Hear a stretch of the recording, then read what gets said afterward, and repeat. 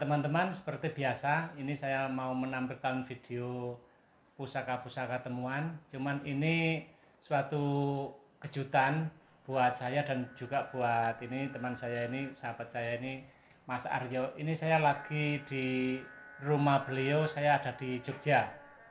Saya dari Mojokerto ke Jogja dengan tujuan mau menyerahkan pusaka yang warangkanya dibuatkan ke saya.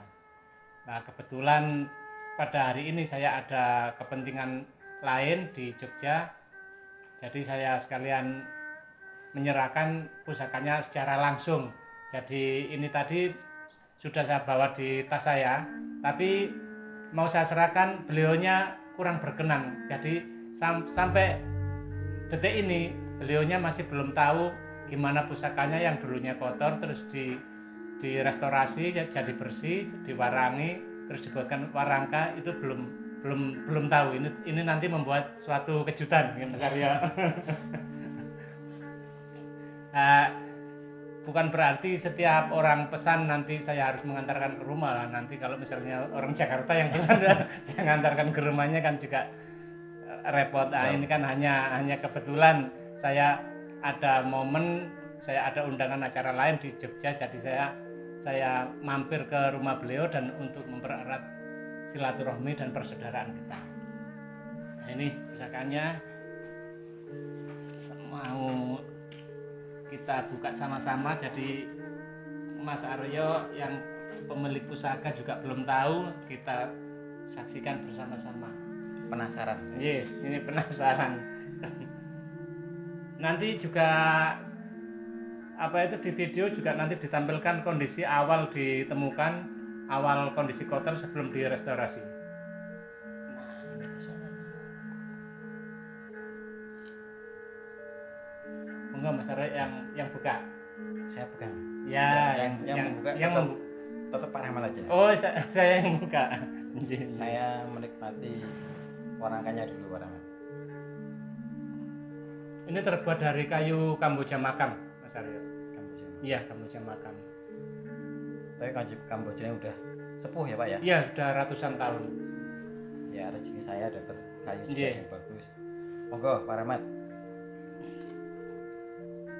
Teman-teman, kita amati dari warangkanya dulu ya. Ini warangka kalau sudah seperti ini, otomatis di benak kita sudah terbersit bentuk pusakanya yang di dalam tidak jauh beda dengan bentuk sandangannya. Jadi yang sini, pangkal sini agak langsing terus mengembang ke bawah. Jadi mestinya ini bisa menebak ini pusaka Bedok Segar Jantung. Cuman ukurannya ini yang tergolong istimewa besar, dan nanti juga ada yang istimewa. Oke, kita buka pusakanya. Bismillahirrahmanirrahim.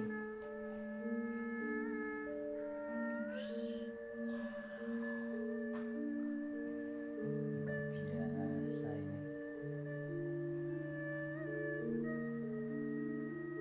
Dengan kondisi yang seperti ini tergolong untuk temuan, tergolong sangat utuh. Dan uniknya pusaka ini, biasanya bedok itu biasanya pamornya itu hanya pamor semuncul-munculnya, nggak begitu Sedikit gitu, Pak? Ya, sedikit ya. Artinya memang munculnya pamor pusaka bedok itu bukan disengaja oleh empunya, hanya terjadi karena tempat lipat dari jenis besi yang berbeda. Tapi kalau pusaka ini memang sengaja dibuat pamor. Karena ini kalau kita amati, kalau teman-teman sudah biasa main pusaka, jadi pasti tahu ini pamor meteor ini. Dan kalau jenis pamornya mungkin pamor kayak pedaringan kebak. Iya, pedaringan kebak ini. Tapi mestinya ini juga tidak disengaja untuk membuat Pedaringan kebak. tiban ya, Pak ya? Iya, tiban. Ya. Jadi saking istilahnya apa ya, lipatannya beribu-ribu, jadi pedaringan kebaknya ini kayak rumit sekali gitu loh, muyek-muyek gitu ya. Dan ada satu lagi yang paling unik dari pusaka ini, dari Bedok Segar Jantung ini, karena saya kan termasuk sering ya menangani istilahnya itu merestorasi pusaka-pusaka temuan, apalagi bedok. Ada uniknya, paling unik ini baru sekali ini saya lihat pusaka seperti ini gandeknya ini. Bentuk gandeknya. Biasanya lurus ya Pak ya? Biasanya lurus gini ya, kayak pada umumnya bedok lurus, terus ada pejetan, ada tikil alis kan gitu. Nah, untuk pusaka ini, untuk gandeknya ini sangat unik. Ini kalau dibilang ganan, bukan ganan. Kalau ganan itu kan misalnya mewakili suatu patung, misalnya patung kayak binatang atau orang atau apa gitu ya. Ini bukan ganan. Ini kalau saya menilai, ini bentuknya ini bentuk semacam kayak sangka.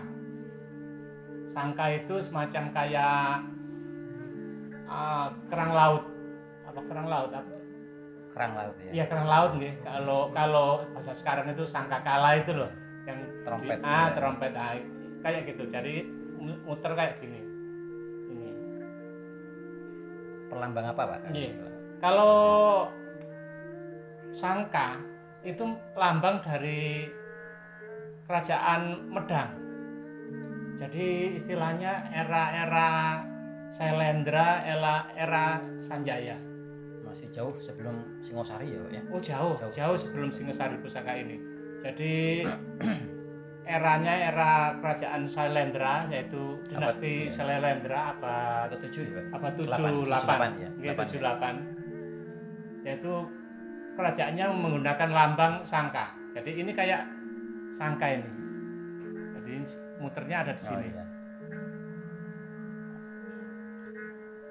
Dan ini lambang kerajaan Medang. Medang. Iya, Medang. Jadi kelihatan sekali ya Pak, apa namanya tuh, korosinya itu kelihatan sekali, ini alami betul. Iya, korosinya sangat alami. Ini saya rendam air kelapa sampai berapa minggu waktu itu. Jadi memang harus hati-hati untuk menangani pusaka-pusaka temuan. Jadi jangan sampai korosi yang ada di alam semakin bertambah karena kesalahan kita sendiri gitu loh. Ini peksinya juga lumayan panjang. Kita ya, monggo Pak. Iya, kita coba nggih.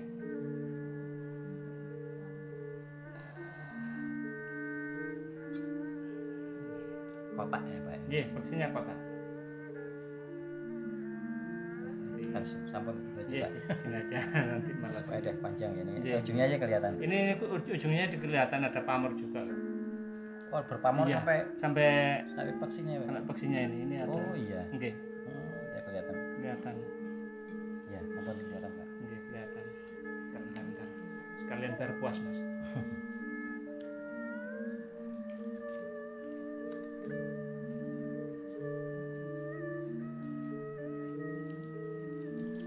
Nah, ini. Berarti menunjukkan peksi ini masih asli ya Pak, Iya, ya? peksi ini asli. Karena ini logam besinya ini sama dengan logam besi yang ada di Gonjo dan di Wila. Juga termasuk pamornya ini. Pamornya ini kan muyek-muyek, ini juga muyek-muyek. Terus metoknya ini Pak, biasanya yang saya tahu itu kalau pusaka tua itu metoknya tuh iras sama gonjo, ini kok enggak? Gini, untuk metuk, kalau biasanya pusaka itu ditemukan tanpa metuk. Biasanya metuk itu ada macam-macam. Ada yang metuk dari perunggu, ada yang metuk emas, ada pernah satu temui juga metuk itu dari timah. Terus lagi ada metuk itu dari kayu. Iya, dari kayu. Enggak nyambung Pak ya? Jadi kalau dari kayu kadang itu bentuknya itu iras dengan handle-nya, Oh iya. dengan dedernya. Seperti ini berarti. Iya, seperti ini. Makanya ini saya buat metuk kayu ini iras dengan dedernya. Ini saya dekatkan, saya menyerupai dengan keasliannya, kemungkinan seperti itu karena waktu ini ditemukan tidak bermetut kondisi polos seperti ini. Ini kan temuan dari sahabat kita Jombang, Mas Roni Prasetyo Kebo Marjuet. Wah, Mas Roni bagus sekali. Nggih. Mas Roni sip ini ya. Terima kasih Mas Roni.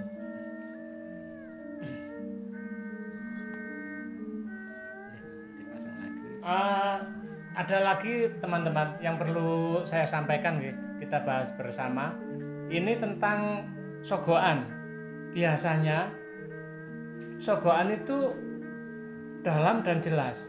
Cuman pusaka ini sogokannya tidak begitu dalam. Istilahnya sogokan itu ngambang gitu ya. Iya. Kan kelihatan ngambang. Tapi Lah, masih jelas kelihatannya. masih jelas kelihatan. Lah mungkin tujuannya empu kalau ini dibuat sogokan ini dalam, nanti kandas. Artinya kandas itu bagian yang paling dalam itu jadi nanti kelihatan hitam, malah memotong pamor. Nanti malah mengurangi keindahan pamor. Jadi mungkin kalau analisa saya memang sengaja dibuat sogokan ini dan keruwingan ini ngambang, tidak begitu dalam. Beda dengan yang bedok-bedok yang keleng. Kalau keleng dibuat dalam. Kalau sudah full pamor kayak gini, nanti misalnya ini dibuat sogokan ini dalam, pasti nanti hasilnya kandas. Malah kena hitam ya Pak ya? Malah kelihatan hitam. Kena seloroknya ya? Iya, karena kena seloroknya. Nggih, leres. Jadi malah mengurangi keindahan di sisi pamornya. Ya. Ini analisa saya seperti itu, teman-teman. Kalau pusaka-pusaka seperti ini, istilahnya bedok-bedok dengan yang berpamor, memang sengaja ini dibuat berpamor oleh empunya. Mungkin dulu yang pegang ini orang ningrat. Karena apa? Karena pamor itu pun meskipun zaman dahulu itu merupakan barang yang sangat langka dan sangat mahal. Secara mahal, istilahnya barang yang sangat dihargai gitu Mas ya. Sangat dihargai. Jadi enggak sembarangan pusaka diberi pamor, apalagi pamornya ini seperti ini, full kayak gini. Berarti kandungan meteoritnya juga banyak ya? Iya, kandungan meteoritnya banyak. Jadi kalau istilahnya kalau bukan bangsawan mungkin ya mikir-mikir ya. Kalau kita bicara tentang nilai ekonomis gitu loh. Ini cakep sekali. Gonjonya itu yang saya tahu biasanya tuh pendek Pak. Ini kok panjang gini ya? Ini termasuk kelangkaan juga ya? Iya, ini langka bentuknya karena biasanya itu gonjonya istilahnya di daerah Siracecak itu pendek. Jadi kesannya itu papak gini ya, jadi pendek gini. Ini malah maju ke depan. Terus ini untuk mengimbangi. Iya, buntutnya ini juga dibuat panjang seperti ini. Dan tetap pada intinya ini tetap buntut urang. Bukan yang pipih kalau era-era Mataram atau era-era setelah Majapahit itu kan pipih, jadi kayak uceng mati. Kalau era-era Sepuh pasti buntut urang ini mekar.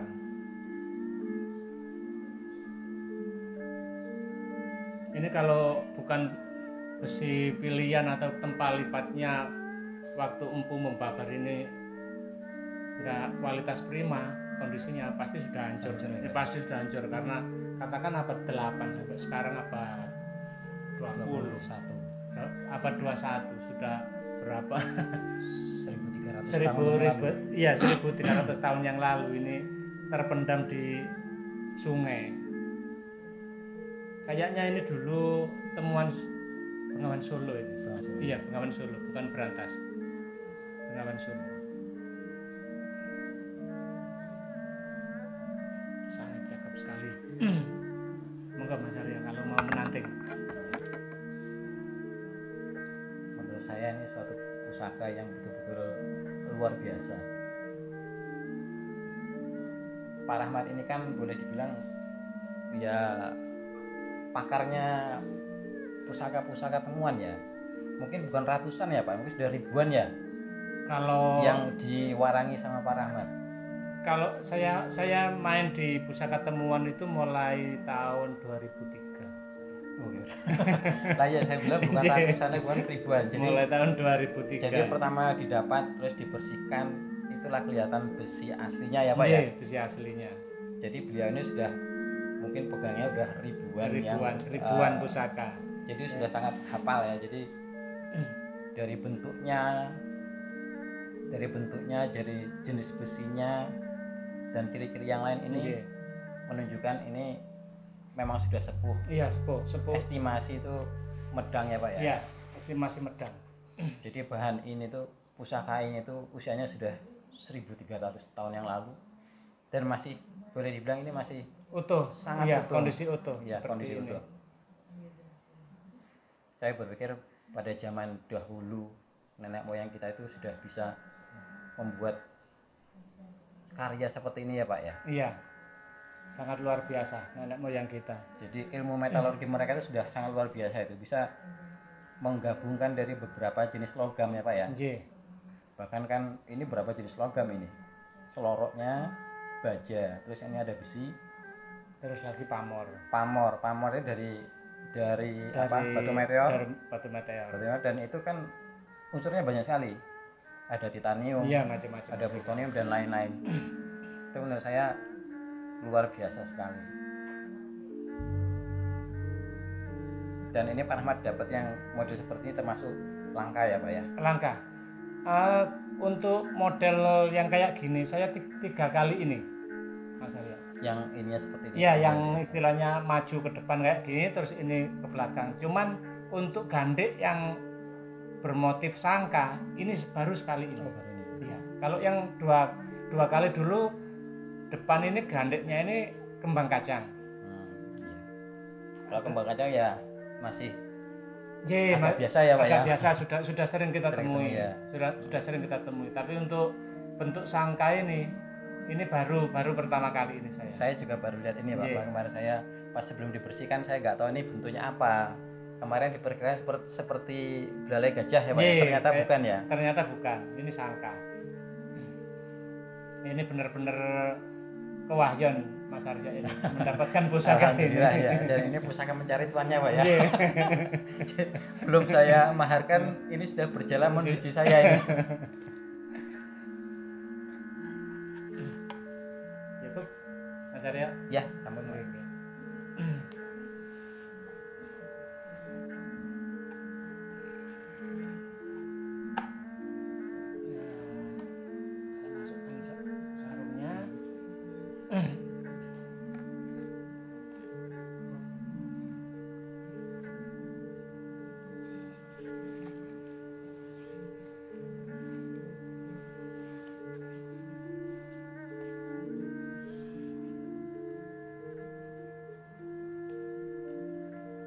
Sekarang saya serahkan sepenuhnya ke panjenengan.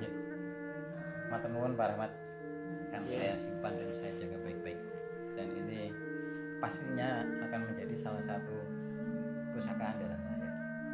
Amin. Nanti pasti menyusul yang istimewa yang lain berarti ada yang menyusul lagi. Matur nuwun Pak Rahmat. Iya, sami-sami Mas Arya. Oke, demikianlah teman-teman review kita kali ini tentang pusaka bedok sekar jantung yang punya gandek yang sangat unik dan sangat langka, yaitu gandek sangka, dan mungkin bisa kita nikmati, bisa kita pelajari bersama gimana leluhur kita, nenek moyang kita menuangkan ide kreatif, ide yang sangat leluhur dan sangat bermanfaat untuk generasi selanjutnya.